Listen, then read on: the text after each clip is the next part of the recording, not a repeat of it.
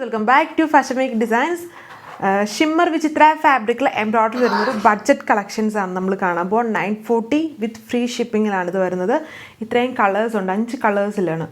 ബോട്ടിൽ green, peach, ഒരു coral pink, lavender, purple and ഒരു dark black cherry shade. ഇത്രയും ഷെയ്ഡ്സുകളാണ്.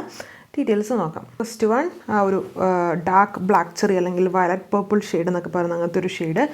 Shimmer വിചിത്രയാണ് fabric വന്നിരിക്കുന്നത്. കുറച്ചൊരു ഗ്ലോസി ഫിനിഷുള്ള ഒരു ഫാബ്രിക് വിത്ത് ഇതുപോലൊരു റെഗുലർ വെയർ സ്റ്റൈലിലുള്ള എംബ്രോയ്ഡറി വർക്കാണ്.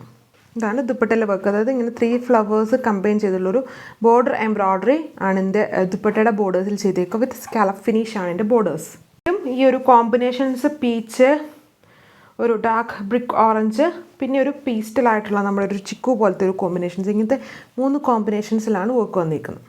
ഇതാണ് അടുത്ത ഷെയ്ഡ്. അതിൻ്റെ തന്നെ പർപ്പിളാണ് ഷെയ്ഡ് വന്നിരിക്കുന്നത്. ആൻഡ് കോമ്പിനേഷൻ സെയിം ഷിമ്മർ വിചിത്ര ഫാബ്രിക്കിലാണ്. 2.6 മീറ്റർ ആണ് ടോപ്പ് ലെങ്ത്തും. ദുപ്പട്ട 2.4, ബോട്ടം സാൻഡൂൺ ആണ്.